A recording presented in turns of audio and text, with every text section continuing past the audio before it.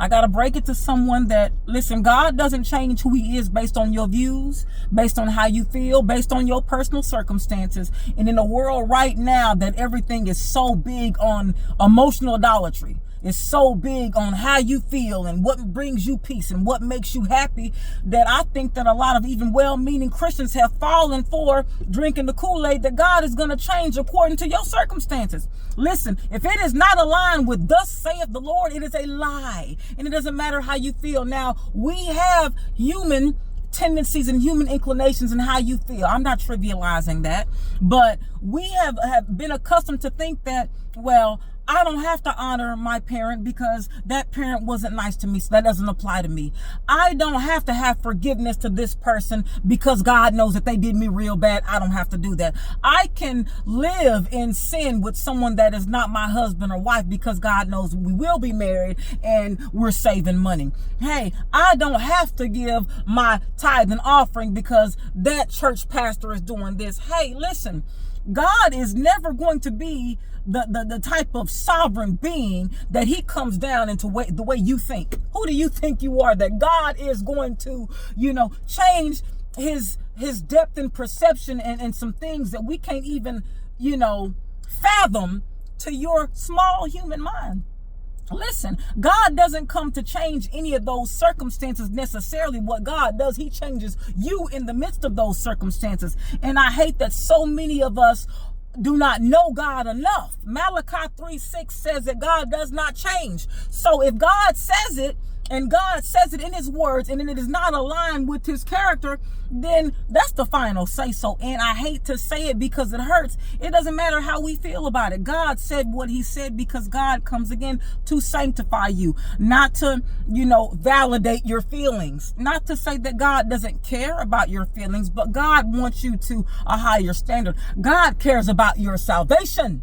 God cares about your holiness. Does that mean that most of the time your feelings take a back seat? Absolutely.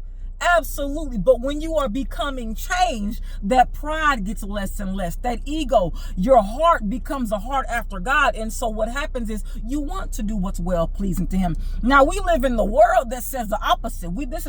Satan is running the world. The enemy, the adversary that comes to deceive you and be a counterfeit says God doesn't want that for you because it doesn't feel good. See, God could never want that for you because it doesn't make you feel electric. And it doesn't, we hear it all the time. Well, that can't be, my spouse because I don't feel this. Well, God doesn't say I'm because I don't feel. Listen, you can look in the Bible front, back, side to side, and you will not find anything that God changes based on how you feel.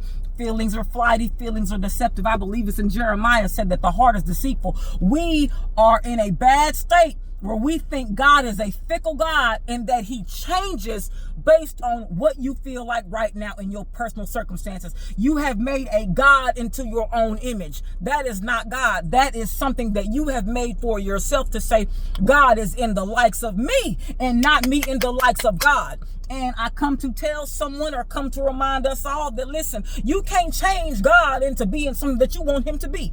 That is a lie. It's a counterfeit. It's not true. So look at where you are and where you stand. If it does not align with what the word says, then it's a lie, and God don't care how you feel about it. God wants you saved. God wants you sanctified. God wants you changed. You think that you think that you can stay as you are like that and you can make it into the kingdom of the heavens? Sometimes it's laughable to me when I hear a lot of people, when I get to heaven. You gonna get to heaven like that? Full of pride, full of deceit, full of being motivated by feeling, full of dishonor, full of disrespect, full of violating your temple. You can't get into heaven like that, baby, because Nahum 1:9 says affliction will not rise up in heaven a second time. They've already been through that.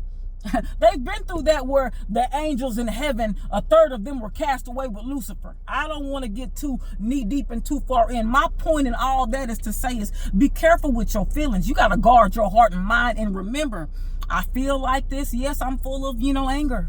Yes, I may be full of a little resentment. I got to give that to God because God is not like, yeah, you right. Now, God may say, hey, you have a right to be angry, but let's watch what we do with it. The word says, be angry, do not sin. Hey, I gave you, emotions. I gave you biology. You ain't wrong because you feel, attracted to someone. You ain't wrong because you feel hurt. You aren't wrong for those things, but how you govern that is your responsibility. And you do not get to say God is cool with it, God is okay with it, just because of how you feel. Message for today.